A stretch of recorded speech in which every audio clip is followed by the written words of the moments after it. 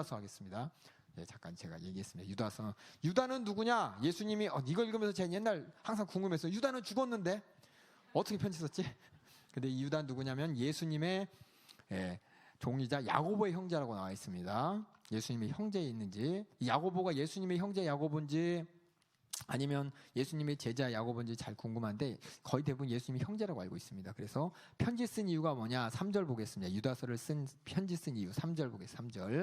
3절 보면은 다 같이 읽어보겠습니다. 3절 시작. 사랑하는 자들아, 내가 우리의 일반으로 얻은 구원을 들어 너에게 편지하려 뜻이 간절하던 자에 성도들에게 단번에 주신 믿음의 도를 위하여 힘써 싸우라는 편지로 너희를 권하여야 할 필요가 있으니. 권면하려고 편지를 썼는데 무슨 권면이냐? 믿음의 도를 위하여 힘써 싸우라라는 겁니다. 이 말은 뭐냐면 막 먹살 잡고 싸우라는 얘기가 아니라 믿음 지켜라는 겁니다. 믿음 지켜라. 왜냐하면 이 믿음을 자꾸만 그 당시에 아까 요한 2서에도 얘기했지만은 자꾸만 거짓된 생각들, 세상의 생각들이 들어와가지고 이 복음을 자꾸 무너뜨립니다. 예수 그리스도가 십자가에서 달려 죽으신 하나님의 아들이라는, 하나님이시며 인간이라는 이 자체부터 시작을 해가지고 여기 얘기했던 믿음이냐 행위냐 이 모든 복잡한 생각들이 자꾸만 우리의 믿음을 무너뜨리니까 이 믿음에 무너뜨리지 않기 위해서 우리가 붙잡은 예수 그리스도의 믿음, 이 복음의 믿음을 꼭 붙잡고 끝까지 싸우라고 이렇게 편지를 쓰게 되었습니다. 첫 번째로 4절에 보니까는 뭐와 싸워야 되느냐? 예수 그리스도가 주권자임을 부인하는 사람들과 싸워라. 4절 읽어보겠습니다. 시작. 이는 가만히 들어온 몇이 있음이라. 저희는 옛적부터 이 판결을 받기로 미리 기록된 자니 경건치 아니하여 우리 하나님의 은혜를 도리어 세교거리로 바꾸고 홀로 하나이신 주제 곧 우리 주 예수 그리스도를 부인하는 자니라. 예수님을 부인하는 자, 예수님 몰라요가 아니라 예수님이 하나님의 아들이며 그리스도인 것을 부인하는 겁니다. 가장 큰 부인이 지금도 뭐냐? 선지자 중에 하나라고 하는 거예요. 유대 사람들 예수님 선지자 중에 하나야. 또 하나는 뭐냐? 예수님이 이 땅에 하나님의 아들로 온 것이 아니라 이 땅에 인간으로 왔다가 하나님께서 특별히 아들 삼듯이 아들 삼아준 거야. 그러니까 하나님의 아들로서 무죄하신, 죄 없으신 하나님의 아들이 이 땅에 육신을 입고 온 것이 아니라 수많은 사람 중에 그나마 가장 착하고 그나마 하나님을 경외하는 자를 그나마 깨끗하기 때문에 불러갖고 아들 삼은 거야. 선지자처럼 하나 부른 거야 라고 하는 게 가장 큰 잘못된, 예수님을 우리 주님이요 그리스도라는 걸 부인하게 만드는 이런 사상들이 그 당시에 많이 있었습니다. 그래서 그런 사상들이 편만했기 때문에 그런 사상들에게서 싸우라. 그리고 절대 하나님이 우리 주 예수 그리스도를 부인하는 자들, 하나님이시며 그리스도인 걸 부인하는 자들에게 속지 말아라 라고 하는 게 유다서의 목적이었습니다. 그래서 만약에 그리스도의 신성, 우리 예수님이 하나님인 것을 부인하면 하나님의 우리를 위해서, 하나님은 죄 없으신 분이잖아요. 하나님이어야만 우리 죄가 없으시다는 것이 되는데, 그래서 우리 죄를 짊어질 수 있는데 하나님이 아니라 그러면 누가 우리 죄를 해결할 수가 있겠습니까?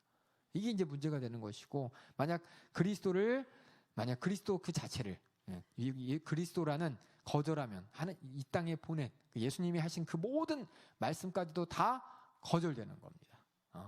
그러니까는 이렇게, 그래서 경건치 않은 행악자들을 경계하라라고 쭉 얘기합니다. 예를 들어서 아까 마귀가 그랬다. 자기 지위를 떠난 천사처럼 그들도 그랬다. 또 가인의 길에 행한 자들처럼 그랬다. 발람과 고라의 폐역을 쫓았던 자들도 그랬다. 그래서 그런 자들을 경계하라고 한 것이 바로 유다서입니다. 교회 안에 우리도 모르지만 하나님의 말씀을 온전히 알고 온전히 지키지 못하게 하는 세상과 이게 섞인 생각들이 많이 있습니다. 우리는 그저 예수 그리스도의 피의 은혜로 사는 사람입니다. 피를 강조하는 이유가 뭐냐면 피가 어떤 빨간색이고 어떤 미신적이고 어떤 부적처럼 어떤 역할을 하는 게 아니라 그 피가 바로 뭐냐면 우리가 얘기하는 생명이라고 그러잖아요. 생명인데 그 생명이 뭐냐면 예수님이 나 위해서 생명을 내놓았다는 겁니다. 하나님의 아들 아니면 내 죄를 해결할 수 없는데 예수님께서 우리를 위해서 피를 흘리시면서 죽으셨다는 거예요. 그러니까 예수 보혈 할 때 그 보혈이 뭐냐면 내 죄를 담당하고 나 때문에 흘리신 피고, 나 때문에 죽으신 죄값은 사망인 이 사망을 담당하신 죽음이 바로 피라는 거예요. 피. 그래서 우리가 피에 대해서 우리는 그냥 잘 몰라요. 왜냐면 피를 잘 안 보잖아요. 우리는 이 세상은, 우리가 살고 있는 시대는 피를 잘 안 보는 시대잖아요. 병원 가야 조금 피를 보죠, 그렇죠? 옛날에 살 때는 소 잡아야 되잖아요. 그걸 지금은 정육점에 가서 사오고 슈퍼 가서 사오지만, 삼겹살 사올 때 그냥 사오지만, 옛날에는 다 직접 잡아가지고 삼겹살 부분 떼야 되잖아요. 그럼 막 동물들 막 피를 흘려가고, 내가 기르던, 내가 키우던 소 잡고 돼지 잡고 내가 키우던 뭘 잡아야 우리가 고기를 먹고, 그거 잡는 거 보면 엊그제까지 내 뒤를 줄줄 따랐던 그 강아지가 막 솥단지 안에서 막 끌고 있고, 이게 뭐냐면은 예, 이 삶과 죽음이 옛날에는 바로바로 보였어요. 죽어가는 현실이. 예? 먹던 거, 우리 집에서 같이 키우던 닭 쳐갖고 잡아먹고, 지금 치킨집에서 그냥 전화시켜서 시켜 먹지만, 먹기 위해서 옛날에는 뭐냐면 다 죽어야 됐잖아요. 예, 그리고 옛날엔 전쟁 시대이기 때문에 금방 막 칼로 바로 와서 막 죽여버리고 총으로 땅땅 쏘고, 그게 아니라 사방이다 전쟁이고 사방이다 힘의 논리에서 살던 시대였잖아요. 그러니까 피라는 게 지금처럼, 지금 우리가 잘 모르니까 피에 대해서 그냥 잘 감각이 없는 거예요. 옛날에는 피하면은 항상 피를 보잖아요. 항상. 우리는 뭐 다치면 이렇게, 옛날에는 무조건 떨어지면 피나고, 피하면 죽고, 피 나야 짐승도 죽고. 그러니까 피가 그 죽음이라는 의미가 바로 예수피 하는 얘기가, 예수님께서 피 흘리실 이유가 없는데 내 죄 때문에 죽으셨다는 그 온전한 그 피의 의미. 피의, 지금은 어떻게 보면 상징적이지만 그때는 더 실제적으로 다가오는 의미였거든요. 그러니까 예수피라는 게, 우리가 계속 예수피 하는 게 막연하게 그냥 예수피 글자 피 아니면 빨간색이 아니라 죽음이라는 거예요. 죽음. 그 예수피 죽음. 왜냐, 내 죄값은 사망인데 그 사망이 분명히 치러져야 되는데 예수님이 나를 대신해서 치러주셨다는 이것이 어마어마한 하나님의 은혜라는, 그 피인데, 저도 마찬가지지만 성경을 읽었을 때나 옛날에 예수피, 예수보혈 할 때 그냥 피 좋은 거, 예수님의 피니까, 예수님이 하나님이니까 하나님의 피니까 뭔가 이렇게 신성하고 좋은 거 아니야? 막연하게 이렇게 생각을 했어요. 근데 그게 피가 사망이야, 사망. 우리 죄값이 치러져야만 하는 죽음을 의미하는 것이고, 그 죽음은 죄 때문인데 예수님이 내가 죽어야 될 그 죄를 담당하고 죽었다는 그 어마어마한 그 역사적 사실과 역사적 진실과 하나님의 사랑이 그 안에 다 묻어나서 우리가 예수피라는 세 글자로 딱 상징적으로 나타내는데, 그래서 뭐예요? 예루살렘 공회에서도 그 모든 내용을 보면은 뭐예요? 피 먹지 말기로 했고, 또 뭐예요? 공회에서 일 때, 목매달아 죽은 거 먹지 않기로 했잖아요. 목매달아 죽은 거는 요 안에 그거는 피가 안 흘렸잖아. 그게 아니라 목매달아 죽은 거는 원래 아까 얘기했잖아. 진짜 죽으면 피를 흘려야 되는 거. 근데 목매달아 죽은 거는 먹으면 요 안에 피가 있잖아요. 그러니까 이게 죽었는지 안 죽었는지 피에 대한 어떤 의미와 상징이 퇴색돼 버리기 때문에 목매달아 죽은 거 먹지 마라. 그냥 목매달아 죽은 거 왠지 모르지만 피랑 연관돼. 그 피가 왜 연관돼요? 만약 피 흘려서 죽지 않으면은 그 피 흘려서 죽었다는 그 의미 자체가 퇴색돼 버리거든, 예수님의. 그렇기 때문에 그 음행하고 우상 숭배는 당연히 싫어하는 거, 하나님께서 미워하는 것이고.